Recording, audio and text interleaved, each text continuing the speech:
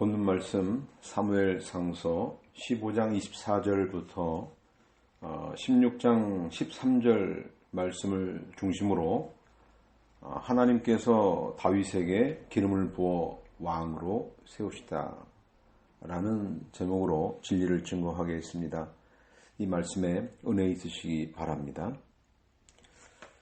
오늘 본문 내용은 사무엘이 사울과 함께 마지막으로 제사를 드린 직후 사울이 살려주었던 아말렉 왕 아각을 잔인하게 처형하고 백성을 두려워하는 사무엘과의 마지막 만남을 이제 끝으로 헤어지게 되면서 사무엘은 새롭게 하나님의 명령을 받고 베들레헴에 거주하는 이새의 집으로 가서 다윗에게 기름을 부었다는 내용입니다.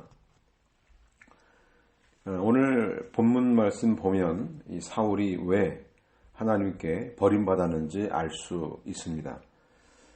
사울은 여호와께서 왕을 버려 왕이 되지 못하게 하셨다는 이 사무엘 선지자의 말을 듣자마자 하나님의 명령에 철저히 순종하지 못한 죄에 대해서 용서를 빌었습니다.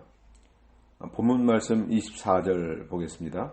사울이 사무엘에게 말하기를 내가 여호와의 명령 곧 당신의 말씀을 어겨 죄를 지었으니 내가 백성을 두려워하여 그들의 소리를 들었기 때문입니다. 그러나 이제 나의 죄를 용서해 주시고 나와 함께 돌아가셔서 내가 여호와께 경배하게 해 주시기 바랍니다 하니 사울이 죄 용서를 비는 것 같았는데요. 왕으로서의 그 책임을 다하지 못한 거 인정하지 않았고요. 하나님께 불순종한 거 이것도 그럴 수밖에 없었던 이유 이런 변명을 늘어놓았습니다. 죄 지은 건 인정하겠는데 백성들이 두려워서 어쩔 수 없었다는 것이죠. 그러니까 이제 죄도 용서해 주시고 같이 제사 드려달라 이렇게 말을 합니다. 이렇게 죄 지을 수밖에 없었던 이유를 대면서 사람들에게 다른 우리 백성들에게 책임을 전가하는 거 보니까 사울은 진정한 회개를 하지 않은 것이 분명해 보입니다. 진정한 회개가 어떤 것인가는 우리가 신약 성경에 누가복음에 그 둘째 아들 탕자 비유 나오죠. 네, 둘째 아들의 기도, 고백, 그리고 세리의 기도를 보면 알 수 있는데요. 누가복음 15장 18절 말씀 일어나 내 아버지께 가서 말씀드리기를 아버지 제가 하늘과 아버지 앞에 죄를 지었습니다. 저는 더 이상 아버지의 아들이라 불릴 자격이 없으니 저를 아버지의 품꾼들 중 하나로 삼아 주십시오 해야겠다 하고 이 말씀에 적용을 해보면 사울이 진정으로 회개를 했다면 제가 더 이상 이스라엘의 왕이라 불릴 자격이 없습니다. 저 이 왕 직분 다 내려놓겠습니다. 저를 저 신하 중 한 사람으로 삼아 주십시오 라고 해야 마땅하지 않겠습니까?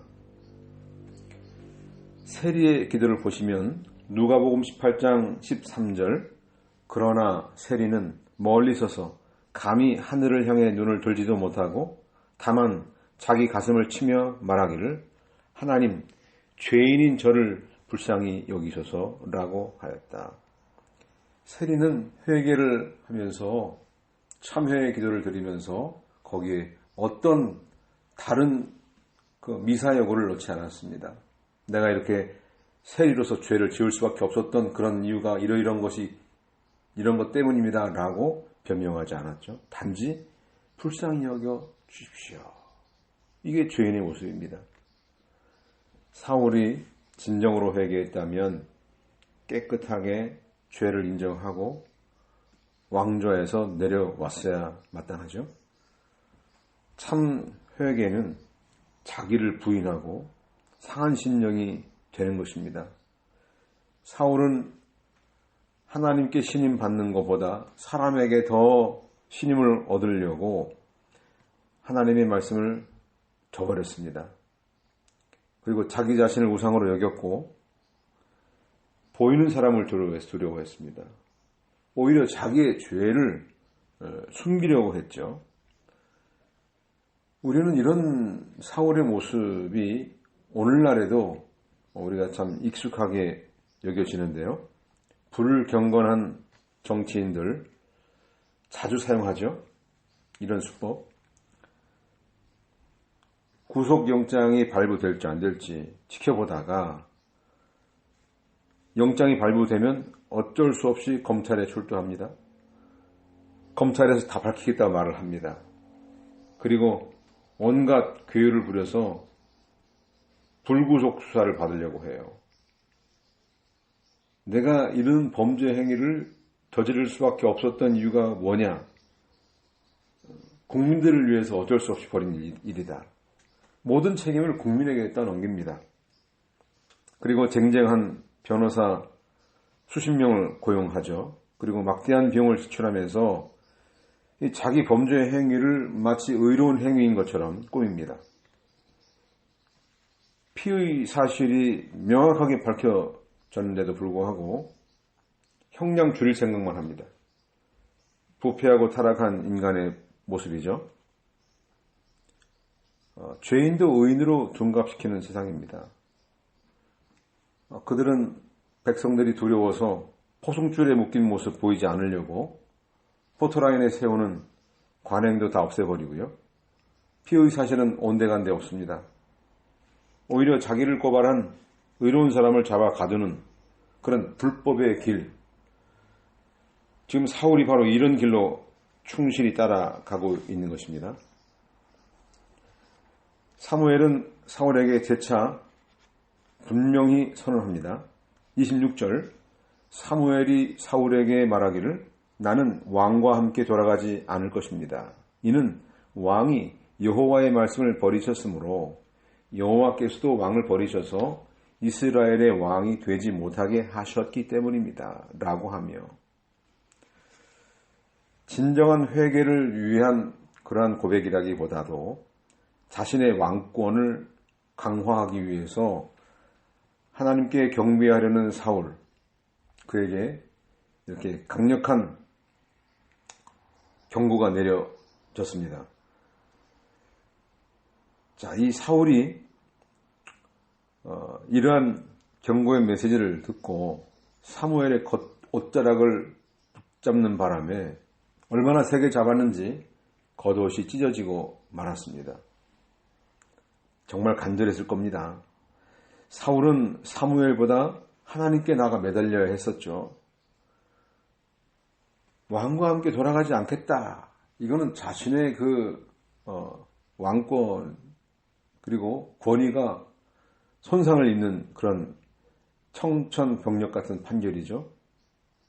28절 말씀 사무엘이 그에게 말하기를 여호와께서 오늘 이스라엘 왕국을 왕에게서 찢어내어 그것을 왕보다 나은 왕의 이웃에게 주셨습니다. 또한 이스라엘의 영광이신 분은 거짓이나 후회가 없으시니 그분은 사람이 아니시므로 결코 후회하지 않으십니다. 라고 하였다. 자, 왕보다 나은 이웃이란 말은 사울 왕보다 더 하나님의 뜻을 잘 순종하는 사람, 이런 의미죠. 하나님은 재능이 뛰어난 사람, 인물 잘난 사람, 학벌 좋은 사람, 배경 좋은 사람, 이런 사람보다 하나님의 뜻을 더 잘 순종하는 사람을 기뻐하시고 그에게 사명을 맡기십니다. 예수님 당시에도 하나님께 충성하지 않고 사람 앞에 권위를 세우는 사람들이 있었죠. 예수님은 대제사장과 바리새인들에게 이와 같이 말씀하셨습니다. 마태복음 21장 43절 말씀 그러므로 내가 너희에게 말하니 하나님께서 하나님 나라를 너희에게서 빼앗아 그 나라의 열매를 맺는 백성에게 주실 것이다. 자, 하나님 나라는 직분이 높고 또 율법 지식이 많고 또 의로운 행위를 하는 사람에게 주어지는 게 아닙니다. 하나님 나라의 열매를 잘 맺는 사람들, 순종의 열매를 잘 맺는 사람들에게 주어집니다. 사울은 자신의 범죄에 대한 어떤 용서를 받는 것보다 왕권을 더 중요하게 여겼습니다. 30절 말씀 보니까 사울이 말하기를 내가 죄를 지었으나 이제 내 백성의 장로들과 이스라엘 앞에서 제발 나를 높여 주십시오. 나와 함께 돌아가셔서 내가 여호와 당신의 하나님께 경배하게 해 주십시오. 라고 하니 사무엘이 돌이켜 사울을 따라갔고 사울은 여호와께 경배하였다. 사울은 자신의 죄 용서를 위한 제사는 안 드려도 좋은데 이 자기 왕권, 자기 권위를 과시하기 위해서 반드시 경배를 드려달라고 부탁을 했어요. 사무엘은 새로운 왕이 세워질 때까지 사실은 이 나라가 혼란스럽지 않게 질서가 유지되고 안정되기를 바랬을 거예요. 그래서 이 사울의 뒤를 따라가서 제사를 드렸습니다. 이 사울에게는 아무런 효력이 없는 제사였죠. 사무엘은 제사를 마친 후 즉시 아말렉 왕 아각을 데려오기 위해서 직접 처형을 집행했습니다. 자, 사울이 아각을 처형하지 않고 사무엘이 집행하도록 한 것은 매우 안타까운 일입니다. 이 사울에게 회개할 기회가 주어진 거 아각을 처형하기 직전까지죠. 아각을 처형한 이후에는 끝난 일이에요. 이 사울은 끝까지 회개할 기회를 얻지 못했습니다. 회개하지 않은 자의 말로가 어떻게 될지 두려운 미래가 펼쳐질 거에 대한 그러한 모습을 예고하는 장면이기도 합니다. 두려운 미래, 그거는 곧 하나님을 배반한 사울에게 어떠한 권면이나 말씀이나 사명도 주어지지 않을 것이기 때문입니다. 회개할 기회는 항상 있는 게 아니죠. 이 땅에 살아있는 동안에 회개해야 합니다. 죽은 이후에는 회개해도 소용없는 것이죠. 사무엘이 아각을 죽이는 장면, 이 아각의 모습에서 이 사울의 모습을 우리가 볼 수 있습니다.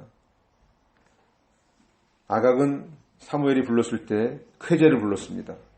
참으로 사망의 고통이 지나갔구나. 자유를 얻은 줄 착각했어요. 하지만 비참한 결말을 맞고 말았습니다. 여호와 앞에서 아각을 잘라 조각냈다라고 했습니다. 우리는 지금 사울이 하나님께 징계를 받고 왕 위에서 물러날 준비를 해야 되는 상황인데 사울은 지금 여전히 왕권을 가지고 있었습니다. 육체는 살아 있었어요. 그런데 영이 죽어서 죽은 상태에서 살아가게 될 것임을 암시합니다. 하나님을 반역하고 악인을 진멸하지 않은 대가로 오히려 자신이 죽임을 당하게 될 것이란 말이죠. 하나님의 공의의 심판은 매우 철저하고 두려운 일입니다. 아각은 길갈에 있는 여호와의 제단 앞에서 산산조각나고 말았습니다. 사무엘은 아각을 처형할 때 사울에게 허락받지 않았습니다. 그 왕의 눈치도 보지 않았습니다. 왜요? 하나님의 명령은 절대적인 것이었기 때문에 사울도 하나님의 왕권 밑에 있는 위치였기 때문에 사울에게 하나님 명령 순종할까요? 안 할까요? 물어볼 필요가 없어요. 즉시 처형했습니다. 이 사무엘 정말 충성스러운 모습이죠. 우리는 이 사울이 하나님의 이 진짜 하나님의 왕권 그 위에 위치하지 못하는 것처럼 인간들이 생각해낸 어떠한 그 고안해낸 방법들, 세상들, 이거 하나님의 뜻보다 더 앞세워서는 안 되는 것이죠. 사무엘은 제사 마치고 나서 라마로 갔고 사울은 기브아로 각각 돌아갔습니다. 이제 두 사람의 관계는 이제 끊어지고 말았습니다. 사울은 자기의 왕권을 행사하러 갔고 사무엘은 자기 라마에 가서 하나님을 섬기는 자리로 갔어요. 정반대의 길로 가는 두 사람의 모습. 35절 사무엘이 죽는 날까지 다시는 사울을 보지 않았으니 이는 사무엘이 사울을 위해 슬퍼했기 때문이며 여호와께서는 사울을 이스라엘의 왕으로 삼으신 것을 후회하셨다. 전혀 다시 만난 일이 없는 게 아니었죠. 19장 24절에 보면 또 한 번 마주치는 계기가 생깁니다. 여기서 이렇게 다시 보지 않았다는 거, 이거는 하나님이 사울을 버렸다는 것을 의미합니다. 사울은 자기 권위가 아마 사무엘 선지자 때문에 심각하게 손상된 데 대해서 아마 엄청 못마땅했을 겁니다. 그래서 이런 하나님께로부터 버림받은 것을 오히려 기뻐했는지도 모르겠어요. 사무엘에게 간섭받고 또 하나님께 간섭받는 거, 이거 아주 귀찮은 거예요. 차라리 나 혼자 마음대로 왕권을 휘둘러 보겠다, 이렇게 한 것 같아요. 아마 하나님의 수하에서 벗어났으니까 얼마나 편안했을까. 아무도 뭐라고 하는 사람이 없으니까요. 얼마나 좋습니까? 그러나 하나님께서는 사울의 통치 방식을 인정하지 않았습니다. 그러니까 이제는 왕은 왕인데 버림받은 삶을 사는 것입니다. 지금 당장 왕권은 행사하고 있지만 이제 완전히 왕의 자리에서 내려올 날만 기다리는 가련한 처지가 되었어요. 사울은 그것을 모르고 있는 것이죠. 하나님이 함께 하지 않는 이 사울, 아무 힘이 없는 허수아비나 마찬가지입니다. 놀랍게도 이 사울은 향후 10년간 왕위를 차지하고 앉아 있었습니다. 그런데 더 놀라운 것은 그 왕위에 앉아 있는 동안 했던 일이 뭡니까? 늘 다윗을 쫓아다녔던 거죠. 그러니까 순전히 그 사람의 마지막 인생은 새로운 왕을 세우기 위한 도구에 불과했다는 것이에요. 혹시 우리 주변에 이런 사울과 같은 존재가 있습니까? 두려워할 필요 없습니다. 불쌍한 존재입니다. 우리를 연단하는 도구로 하나님이 보내신 줄 믿습니다.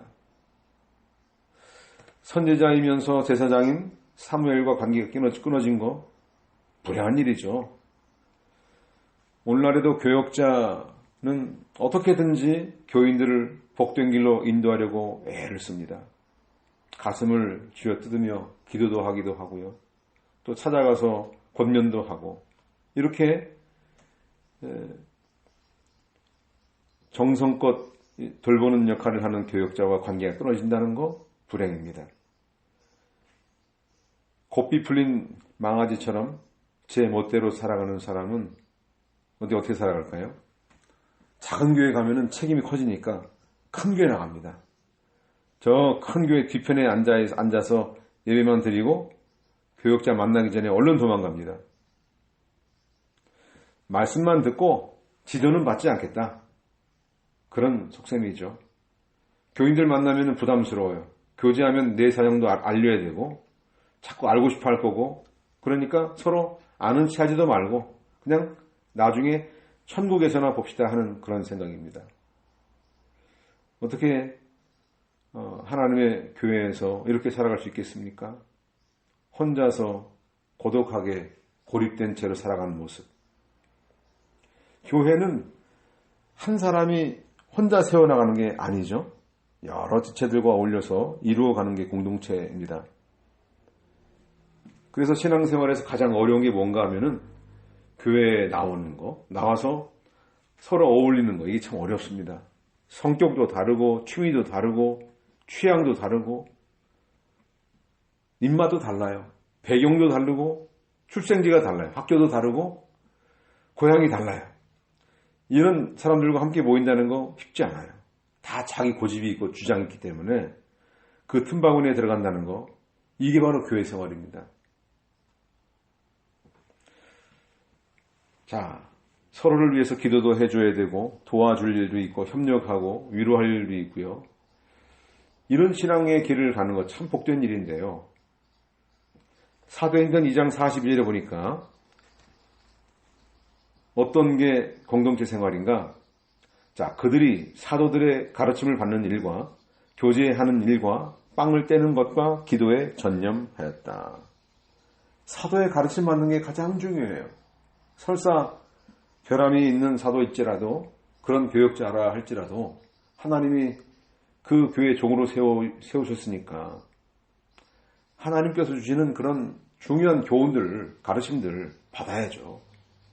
그런데 교역자의 가르침을 안 받습니다. 그리고 자기들끼리 모여서 모든 걸 다 꾸미고 교역자도 자기 수하해놓고 심부름시키는 그런 사람들이 얼마나 많이 있습니까? 매우 불행한 일이죠.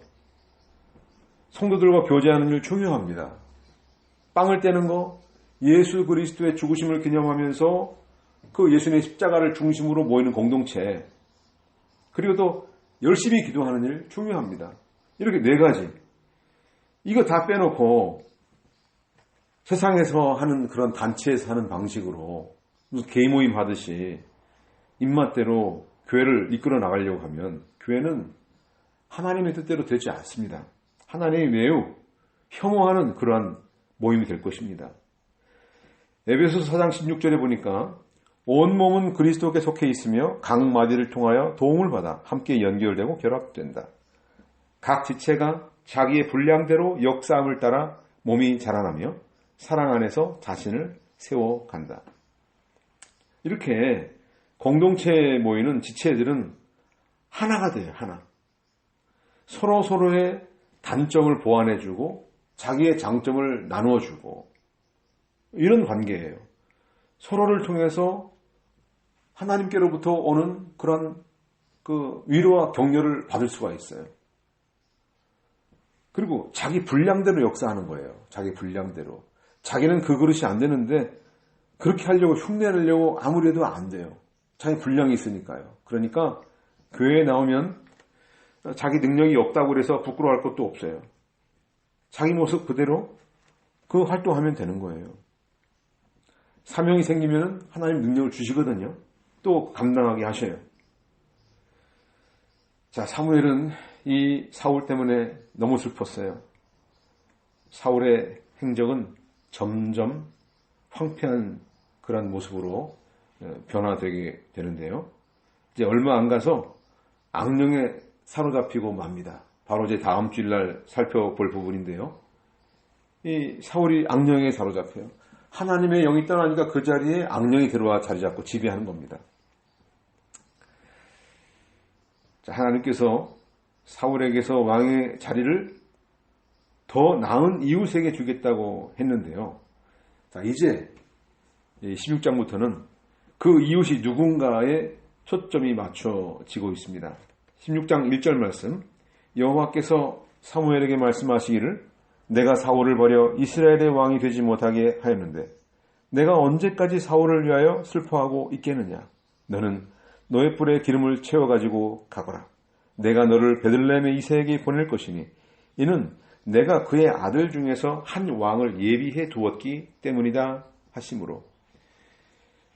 이제 여호와의 관심은 불순종하는 사울, 인본주의적인 길을 가는 사울에게서 새로운 인물에게 지금 관심을 두고 계십니다. 여호와께서 사무엘에게 슬퍼하지 말라고 하면서 뿔에 기름을 채우라고 그랬어요. 베들레헴의 이새에게 보내겠다. 그리고 그 아들 중에 한 왕을 누구를 위해? 자신을 위해, 하나님 자신을 위해 예비해 두었다고 알려주셨습니다. 여호와의 명령을 어긴 왕, 망령된 제사를 드린 왕, 백성을 사랑할 줄 모르는 왕, 지극히 인본주의적인 길을 가는 이 사울, 그를 대신해서 하나님의 마음에 맞는 인물, 하나님의 뜻을 순종할 인물, 하나님의 계획을 이루어갈 그런 인물을 이스라엘의 지도자로 삼으시겠다고 한 것입니다. 그러니 이제 사울을 위해 슬퍼할 계제가 아니라는 말이에요. 하나님의 명령을 거부하고 반역의 길을 간 사울의 운명에 대해서 마치 사람이 죽은 것처럼 슬퍼하는, 그리고 괴로워하는 사무엘. 참 이런 모습들은 참 인간적이고 본받을 만하지 않습니까? 이스라엘의 미래를 진정으로 염려하는 이런 모습, 이게 바로 참된 지도자의 자세라고 할 수 있습니다. 하나님은 사무엘에게 새로운 일을 시작하도록 권했습니다. 그리고 뿔에 기름을 채우라고 했습니다. 이거는 하나님께서 세우시는 지도자, 새롭게 세우는 그 왕은 하나님이 주권적으로 하나님 주도로 세우시겠다. 어떤 인간의 개입도 허락하지 않겠다. 이런 강력한 의지를 나타낸 것입니다. 베들레헴에 이세에게 보낼 것이니 그랬는데, 이 베들레헴은 역사적으로 어떤 곳인가요? 우리가 잘 아는 대로 예수님이 탄생하신 곳이죠. 자, 이제 우리는 이 역사적인 작은 마을 베들레헴으로 한번 가보겠습니다. 이 베들레헴, 작은 마을이지만 유명한 마을이 되었습니다. 메시아의 탄생이 예고된 곳이기 때문이죠.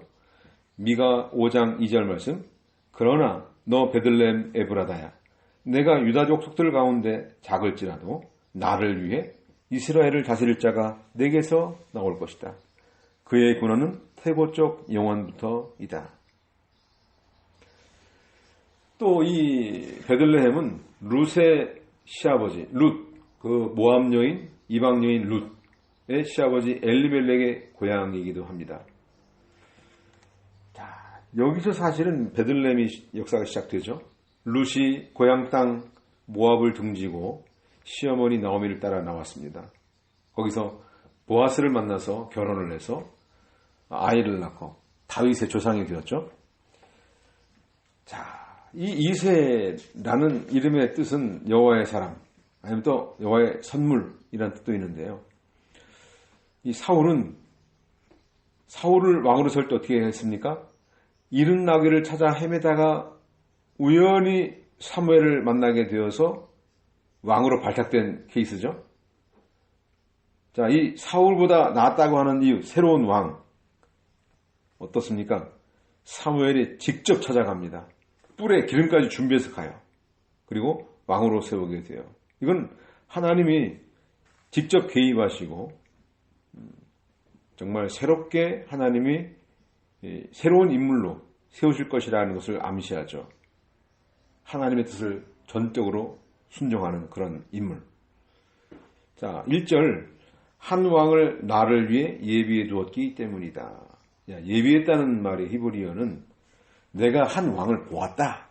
그리고 그를 선택했다. 자, 그 사람의 외모와 행동을 보는 것뿐 아니라 그의 중심을 보았다는 뜻이 담겨 있습니다. 사울이 백성들을 위해서 뽑았다면 새로운 왕은 하나님을 위해서 하나님의 뜻을 펼치기 위해서 선택할 것임을 분명히 말씀하신 거예요. 2절, 사무엘이 말하기를 어떻게 제가 갈 수 있겠습니까? 사울이 들으면 저를 죽일 것입니다. 라고 하니 여호와께서 말씀하시기를 너는 암송아지를 끌고 가서 내가 여호와께 제사드리러 왔다 하고. 자, 이 베들레헴 땅 이새의 집에서 예비된 한 왕에게, 왕이 되기로 예비된 사람에게 기름을 붓는 행위, 이거 두려운 일이죠. 사울의 보복이 두려웠죠. 지금 사울과 사무엘의 관계가 결코 좋지 않은 걸 보여주고 있어요. 막강한 권력을 쥔 현재 실세인 왕에 대해 폐위를 명령했어요. 그러니 사울이 사무엘을 곱게 바라보겠습니까? 그런데 하나님께서 어떻게 할지 방도를 알려주었습니다. 사울이 의심하지 않도록 제사 드리러 오라고 했죠.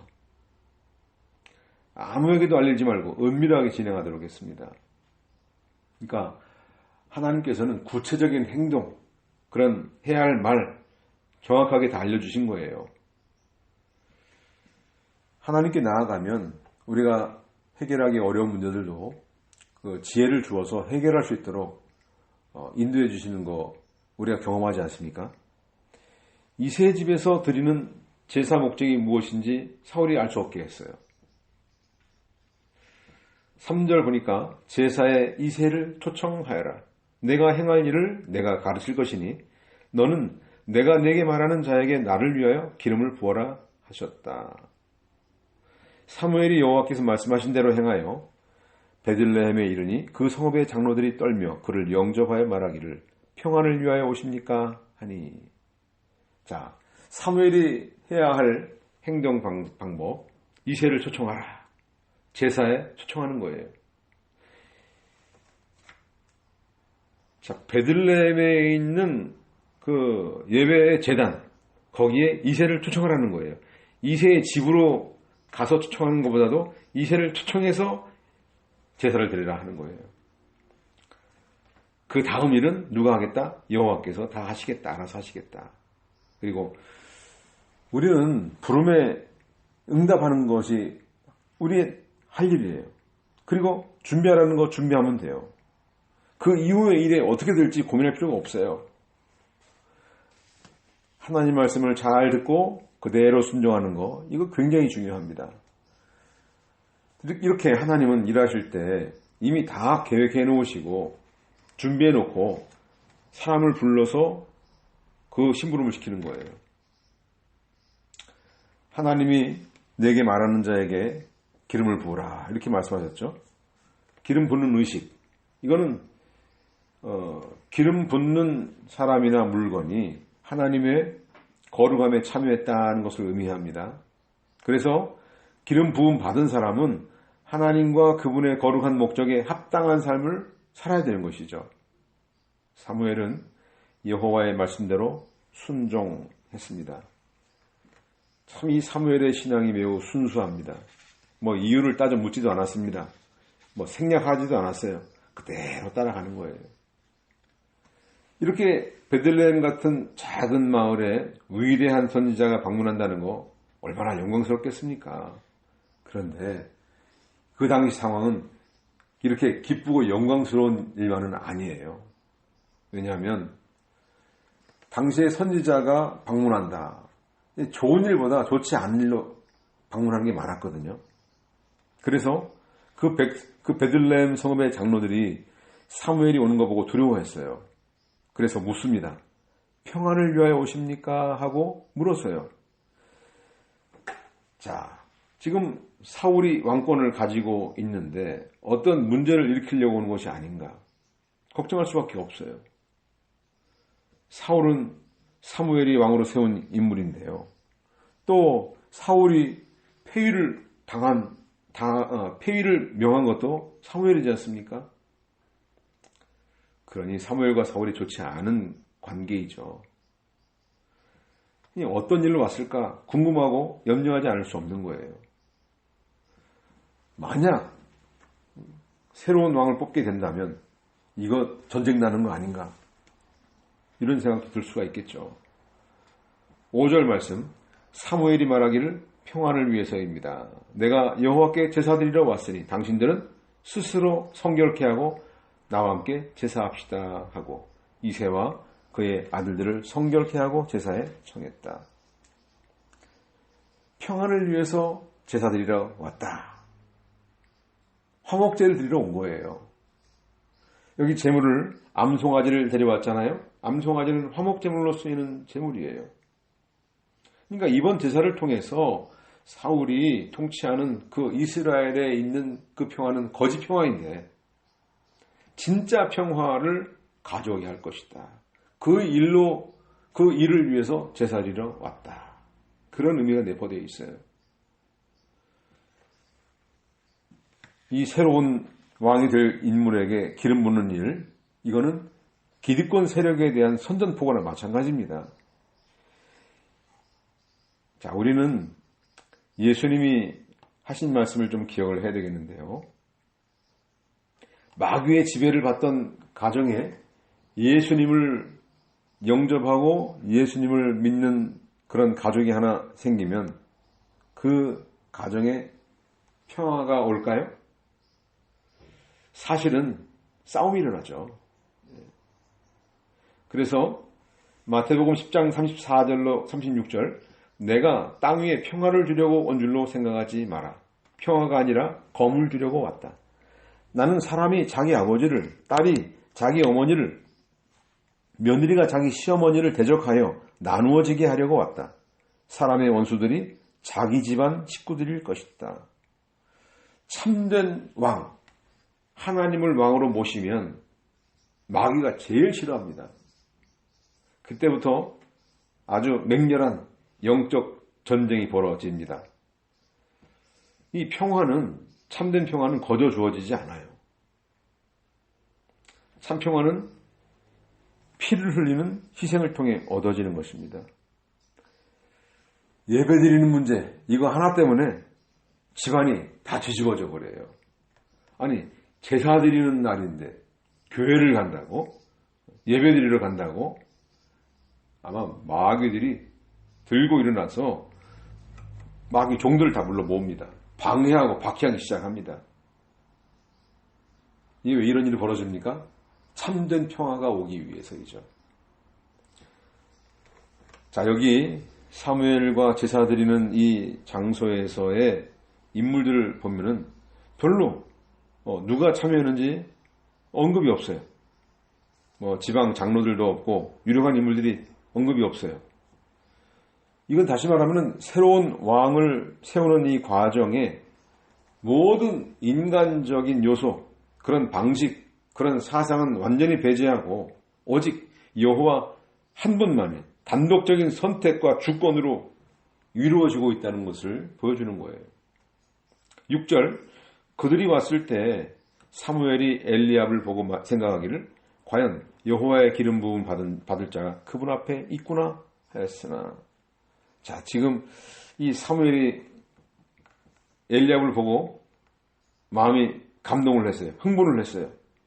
정말 여기에 하나님이 세울 왕이 있네, 왕감이 있네 하고 흥분을 했는데 하나님이 지적합니다. 7절, 여호와께서 사무엘에게 말씀하시기를 그의 용모나 그의 큰 키를 보지 마라. 내가 그를 버렸기 때문이다. 내가 보는 것은 사람들과 같지 않으니 사람들은 외모를 보지만 여호와는 중심을 보기 때문이다 라고 하셨다. 하나님의 판단 기준은 너희가 이제까지 생각했던 대로 어깨가 사람 위에 있는 그런 키가 큰 장대한 인물이 하나님이 보시는 판단 기준이 아니라는 거예요. 외적인 조건이 아니고 그 용모와 신장, 눈에 보이는 부분들, 이거 난 중시하지 않는다. 사무엘은 자기 판단 기준이 잘못된 걸 깨달았어요. 여기 내가 그를 버렸기 때문이다. 너희가 보는 방식으로 보는 이런 왕을 뽑는 기준, 나는 기뻐하지 않는다. 과거에 사울을 선택한 인간의 방식을 거절하고 경멸한다는 의미가 담겨 있죠. 아마 엘리압을 보면서 사울의 모습이 보였을 것 같아요. 자, 우리 하나님은 사람들처럼 외모의 아름다움으로 판단하는 분이 아닙니다. 그럼 뭘 볼까요? 바로 중심을 보는 분이죠. 여호와는 속사람을 보는 분이기 때문이다. 중심을 보기 때문이다. 여기 중심이라고 하는 말은 심장을 가리키는 말인데요. 심장 굉장히 중요하죠. 심장이 잘 작동되어 사람이 살아있지 않습니까? 그 사람이 볼 수 없는 부분까지 다 보신다 하는 것이에요. 그 사람이 어떤 일을 할 때 그 일하는 그 목적과 동기까지 다 파악하고 계시는 분이 바로 하나님이시다. 그러니까 인본주의적인 그런 생각에서 나오는 교만에서 비롯된 행동, 이런 거, 이건 다 불순종으로 이어지거든요. 그래서 하나님은 그 마음이 하나님의 마음에 합한 사람인가? 이걸 먼저 살피셔요. 당시 이스라엘의 전통은 첫째 아들을 중시하는 전통이죠. 그런데 이 첫째가 지나가는데 이건 아니다, 거절했어요. 둘째 아비나답이 지나가도 아니다.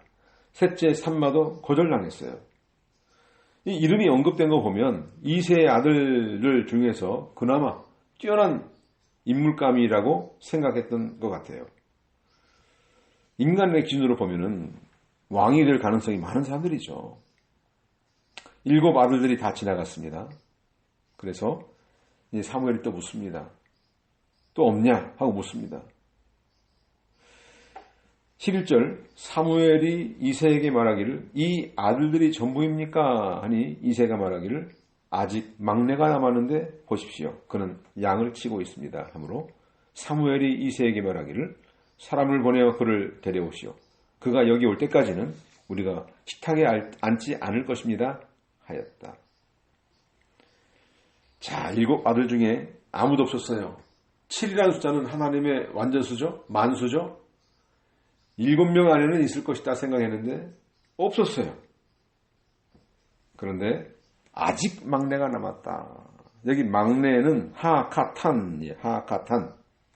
하는 작다는 뜻이고요. 카탄, 최상급, 가장. 그러니까 하카탄은 가장 어린 자, 가장 작은 자, 집안에서 가장 관심 받지 못하는 사람, 허드렛일 도맡아 하는 사람, 그런 아들이 하나 있다 그랬어요. 그러니까 다윗의 나이를 봐도 그렇고 키를 봐도 그렇고 어리고 작다는 뜻이죠. 아마 이새는 난감했을 겁니다. 아니 그 조그만한 애, 그 새빨간 애 그 뭐에다 쓰려고 그러시나? 아마 그렇게 표정을 지었을 겁니다. 그 아이가 오기 전까지는 식사하지 않겠다 이렇게 선언을 합니다. 자, 우리 가운데도 그런 대접 받으며 자란 사람들 있죠? 예. 아주 꾀죄죄하고 목에 줄대 껴가지고 들판에 나가서 놀기나 하고 잠자리 잡고 새 잡고 이런 애를 어디다 쓰려나. 참 그랬는데요. 지금 제가 바로 이 자리에 서 있지 않습니까? 그렇게 형편없는 그런 어린애가 이렇게 성장을 해서 하나님의 일을 한다고 서 있어요. 이 얼마나 감사한 일입니까? 하나님께서는 어떻게 역사하실지 몰라요. 하나님은 그의 외모가 뛰어나다고 쓰시는 분이 아니에요. 인간적 조건이 좋다고 해서 다 쓰임받는 게 아니에요. 그의 지식이나 재능이 쓸만해서 택하는 게 아니에요. 자, 12절에 보니까 이새가 사람을 보내어 그를 데려왔는데 그는 혈색이 좋고 눈이 아름다우며 외모가 잘생겼다. 여호와께서 말씀하시기를 바로 이 사람이니 일어나 그에게 기름을 부어라 하시므로. 전혀 예상 밖이에요. 들판에서 지금 막 냄새나고 작업복 차림으로 있던 그런 양을 치는 목동이니까 얼마나 지저분하겠습니까? 얼굴이 햇빛에 타서 그을리고 이렇게 무시할 만한 그런 인물, 왕이라고 보기에는 너무나 거리가 먼 그런 어린 아이가 왔는데 그 아이가 혈색이 좋다 그랬어요. 혈색이 좋다고 하는 혈색, 아드모니라는 말은 피부가 붉다는 뜻이에요. 붉다. 이거는 나이가 어려서 피부가 붉다는 뜻도 있고요. 또 들판에서 일을 해야 되기 때문에 햇볕에 그을려서 붉을 수도 있는 거예요. 그러니 외모상으로 뭐 특별히 이렇게 나타낼 만한 것이 없는 그런 모습을 보여줘요. 이 혈색이 좋다라고 표현한 것도 이해는 됩니다. 다시 설명하기로 하고요. 눈이 아름다우며 그랬어요. 외모가 잘생겼었다. 자, 이목구비가 뛰어나고 아름답다는 말일까요? 세상의 기준으로 볼 때의 그런 아름다움은 아니에요. 적어도 하나님이 보시기에 아름답다는 말이죠. 우리 믿는 세계에서는 속사람이 아름다우면 겉사람도 아름다운 거예요. 저는 이렇게 이제 우리 어르신들을 이제 만나게 되면은 얼마나 고운지 몰라요. 집회 참석할 때 이 어르신들 만나면은 피부 혈색도 좋고요. 그런데 세상에서 말하는 인물로 좋을까요? 그런 인물관과는 전혀 달라요. 그런데 그렇게 아름다워요. 그 속사람을 어떻게 단장을 했는지 정말 신기할 정도로 얼굴에서 광채가 나는 모습을 보게 돼요. 여기에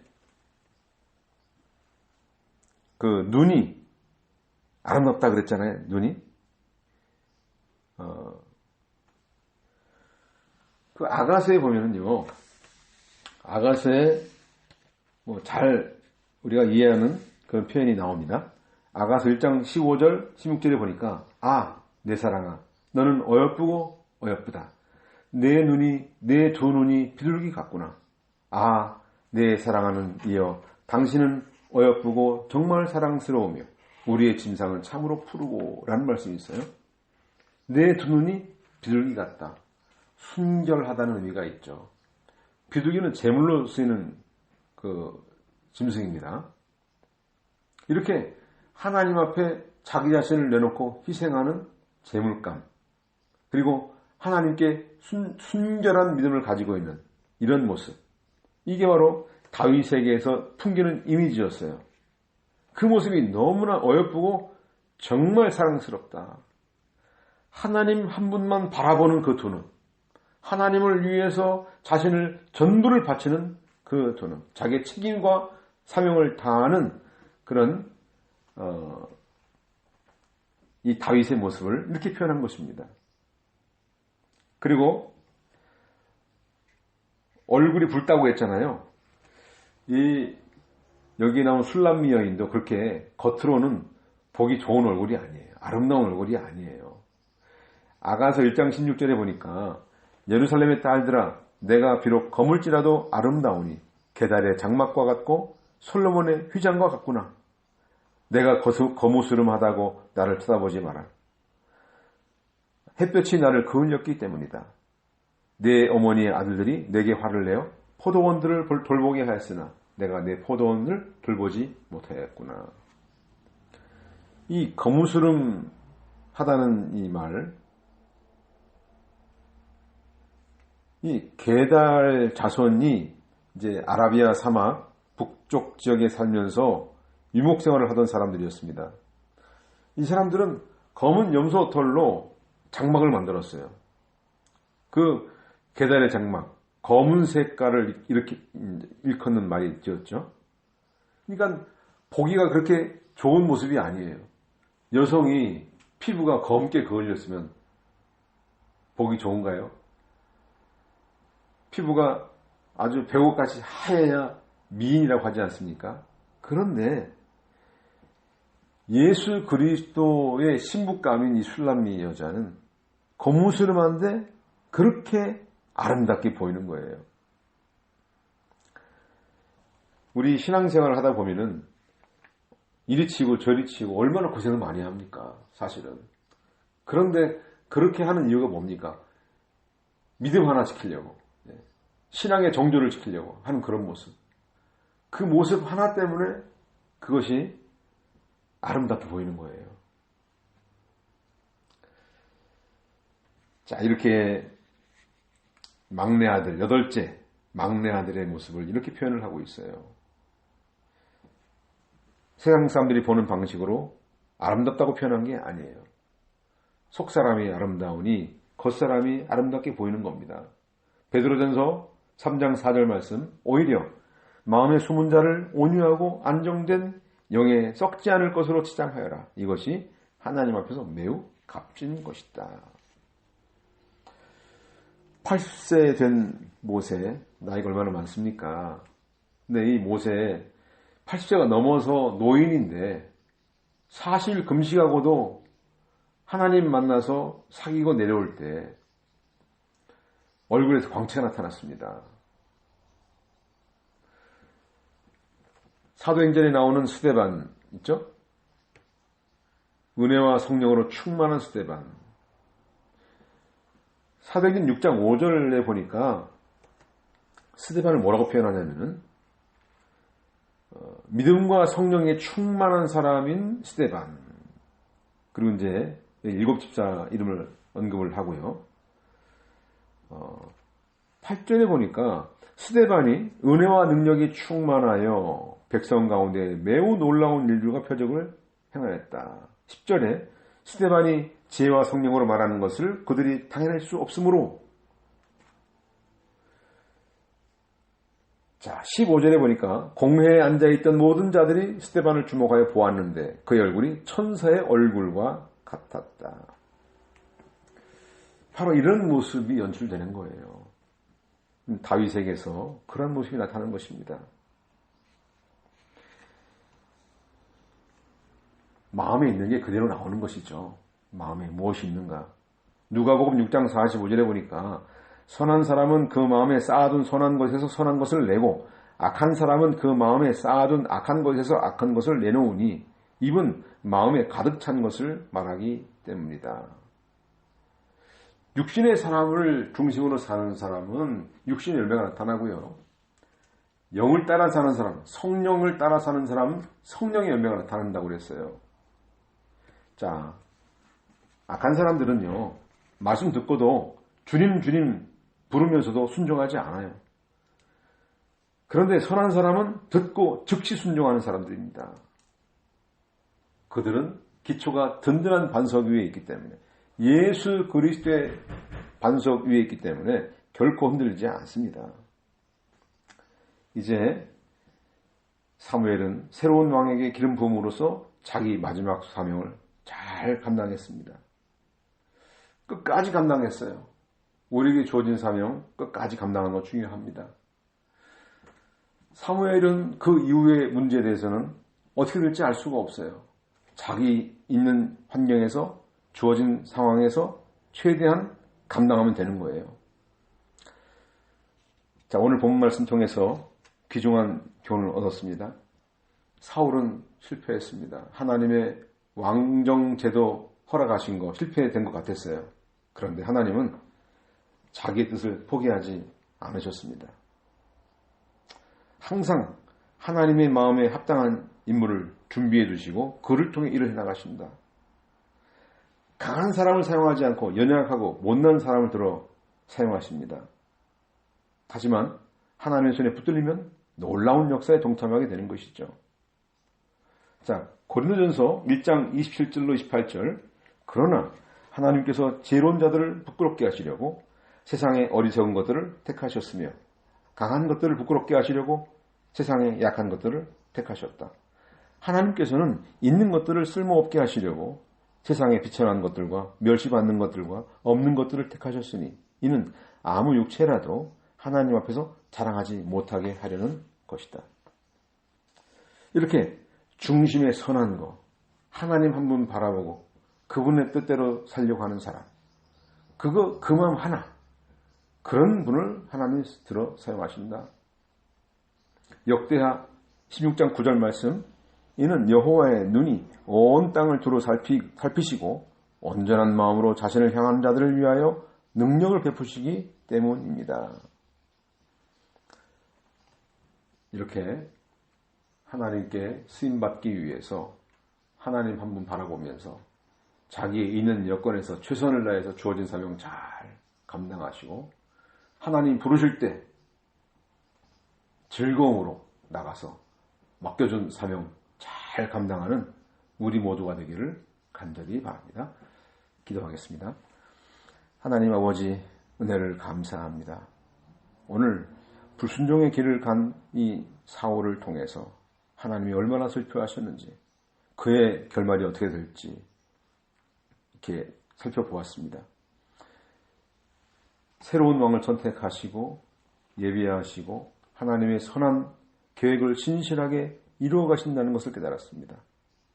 우리는 모두 작고 연약하지만 하나님께 쓰임에 합당하도록 연단받는 현재의 과정을 잘 통과하게 해주시고 주 예수님 앞에 서게 될 날을 사모하면서 온유하고 겸손한 자세로 그 부르심에 합당하게 쓰임받을 수 있게 우리 주님께서 우리를 다듬어 주시고 만들어 주옵소서. 예수님의 이름으로 기도드립니다. 아멘.